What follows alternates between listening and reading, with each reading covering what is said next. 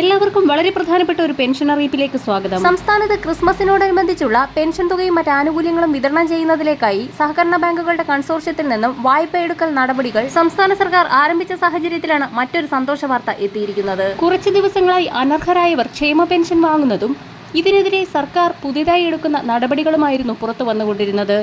സർക്കാർ ഉദ്യോഗസ്ഥർ ഉൾപ്പെടെയുള്ളവർ ക്ഷേമ പെൻഷൻ വാങ്ങുന്നത് പുറത്തായത് സർക്കാരിന് വളരെ നാണക്കേടാണ് ഉണ്ടാക്കിയത്.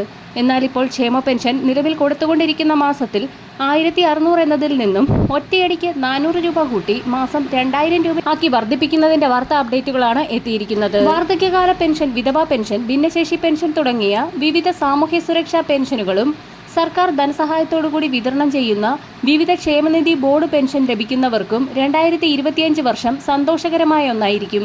55 ലക്ഷത്തോളം വരുന്ന ക്ഷേമ പെൻഷൻ ഗുണഭോക്താക്കൾക്ക് മാസം തോറും ലഭിക്കുന്ന പെൻഷൻ തുക 2000 രൂപയിലേക്കാക്കി ഉയർത്തുന്നതിനുള്ള നടപടിക്രമങ്ങൾ സർക്കാരിന്റെ ഭാഗത്തു നിന്നും ആരംഭിച്ചിരിക്കുകയാണ്. തിരഞ്ഞെടുപ്പ് വർഷം മുന്നിൽ നിൽക്കെ ക്ഷേമ പെൻഷൻ തുക വർദ്ധിപ്പിക്കുന്നത് ഗുണകരമാകുമെന്ന കണക്കുകൂട്ടലിലാണ് LDF സർക്കാർ. ക്ഷേമ പെൻഷൻ തുക 2500 രൂപയാക്കി ഉയർത്തുമെന്നതായിരുന്നു 2021 LDF പ്രകടന പത്രികയിൽ പറഞ്ഞിരുന്നത്.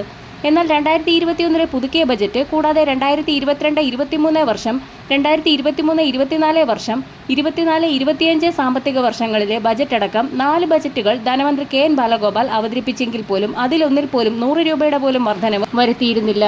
എന്നാൽ വരാൻ പോകുന്ന തിരഞ്ഞെടുപ്പുകൾ മുന്നിൽ കണ്ട് പെൻഷൻ തുകയിൽ വലിയ വർധനവ് വരുത്താനാണ് സർക്കാർ തീരുമാനം. കഴിഞ്ഞ സർക്കാരിലെ ധനമന്ത്രിയായിരുന്ന തോമസ് ഐസക് പലതവണ പെൻഷൻ തുകയിൽ വർധനവ് വരുത്തി ഒടുവിൽ 1600 രൂപയാക്കിയത് തന്നെയാണ് ഇപ്പോഴും പെൻഷൻ ഗുണഭോക്താക്കൾക്ക് ലഭിച്ചുകൊണ്ടിരിക്കുന്നത്.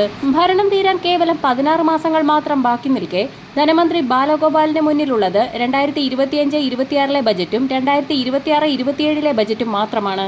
2026-27 ബജറ്റ് ജനുവരിയിലോ ഫെബ്രുവരിയിലോ അവതരിപ്പിച്ചാലും ഇലക്ഷൻ കഴിഞ്ഞ് 2026 മെയ് മാസത്തിൽ പുതിയ സർക്കാർ വന്ന് പൂർണ്ണ ബജറ്റ് വീണ്ടും അവതരിപ്പിച്ചേക്കും. 2025 ഒക്ടോബറിൽ പഞ്ചായത്ത് മുനിസിപ്പൽ തിരഞ്ഞെടുപ്പും 2026 ഏപ്രിലിൽ നിയമസഭാ തിരഞ്ഞെടുപ്പും സംസ്ഥാനത്ത് നടക്കും. അതുകൊണ്ട് തന്നെ അധിക നികുതി ചുമത്താതെ ജനപ്രിയ ബജറ്റ് അവതരിപ്പിക്കുവാൻ ധനമന്ത്രി KN ബാലഗോപാൽ നിർബന്ധിതനായിരിക്കുകയാണ്. വീടുകളിൽ നേരിട്ട് പെൻഷൻ തുക എത്തുന്ന ഗുണഭോക്താക്കൾ ശ്രദ്ധിക്കുക.